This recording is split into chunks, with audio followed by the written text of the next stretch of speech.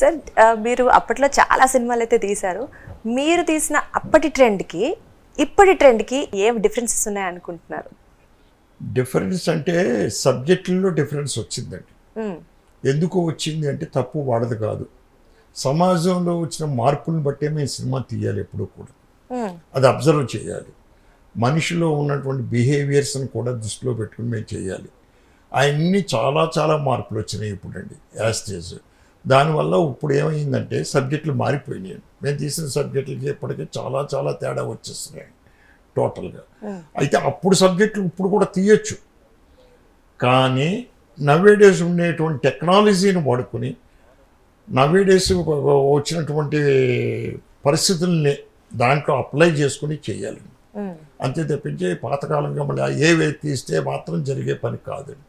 కొత్తగా మన సమాజంలో జరిగే మార్పులకు అనుగుణంగా మనం తీస్తూ అనుగుణంగా ఉంటే తీయాలి. తొందరగా సినిమా కనెక్ట్ అనేది అవుతుంది ఎప్పుడు కూడా అలాగే ఉండాలండి. ఇప్పుడు నాగభూషణ్ గారు ఉన్నారండి, మన ఓల్డ్ ఆర్టిస్ట్, మీకు ఐడియా ఉందో లేదో.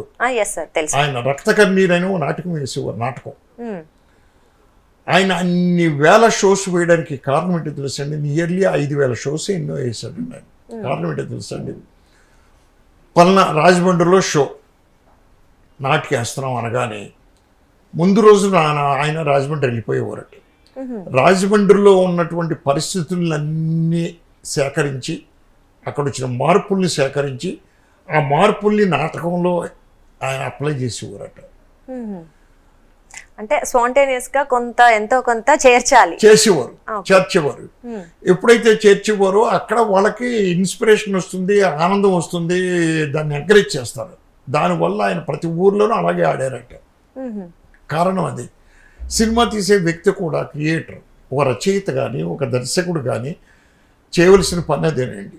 యాస్టిస్ సమాజంలో వచ్చిన మార్పులేంటి, మనుషుల్లో వచ్చిన మార్పులేంటి, సంస్కృతి సాంప్రదాయాల్లో వచ్చిన మార్పులేంటి, అవన్నీ అప్లై చేసి మనం తీయాలి, అప్లై చేసుకోవాలి దాంట్లో చేస్తే. ఎందుకంటే పూర్వకాలం మనకి సినిమా అనేది కళారాధన, ఇప్పుడు కళారాధన పక్కకి అయిపోయిందండి. అది 20%, 80% కమర్షియల్. సో ప్రొడ్యూసర్ కోట్లు పెడుతున్నాడు, ఆ కోట్లు రావాలి అంటే మనం కమర్షియల్గా తీయాలి సినిమాని, తప్పదు. అలాగని చెప్పి కుటుంబ సభ్యులు చూడలేని సినిమాని తీయకూడదు. కుటుంబ సభ్యులు అందరూ కలిసి చూడదగ్గ సినిమాయే తీయాలండి, పరిస్థితులను అప్లై చేసుకుని. అది ఇప్పుడు మీరు అప్పట్లో సినిమాలు తీయడం ఈజీ అంటున్నారా, ఇప్పుడు ఈజీ అంటున్నారా? అప్పట్లో సినిమా తీయడం ఈజీ అయిందండి. ఎందుకు ఈజీ అయిందంటే మాకు ఇంత టెక్నాలజీ లేదండి.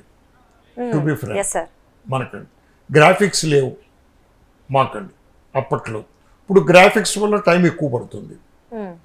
గ్రాఫిక్స్ కావాల్సిన షాట్ అని కెమెరామెన్తో డిస్కస్ చేసి, గ్రాఫిక్స్ అతనితో డిస్కస్ చేసి తీయాలి. అప్పుడు అక్కర్లేదు. నేను ఏమనుకున్నాను అది కెమెరామెన్ నేను కలిసి డిస్కస్ చేసుకుంటే, సెట్లో డిస్కస్ చేసుకుంటే సరిపోయేదండి. ఇప్పుడు అట్లా కాదు.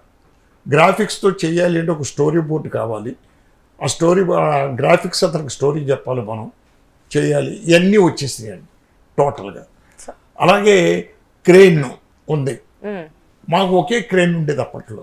ఇప్పుడు రకరకాల క్రెయిన్లు వచ్చినాయండి. ఆ ఫీట్ కెమెరా, ఈ ఫీట్, ఆ ఫీట్, ఈ ఫీట్, పెరిగి పెరిగి క్రెయిన్లు వచ్చినాయి. సో ఈ అరేంజ్మెంట్ చేయడానికి బోల్ టైం పడుతుందండి. టైం, ఖర్చు, టీం ఎక్కువ ఉండాలి, ఇవన్నీ చేయాలి. సో ఇప్పుడు కొంచెం అది పెరిగిందండి బాగా.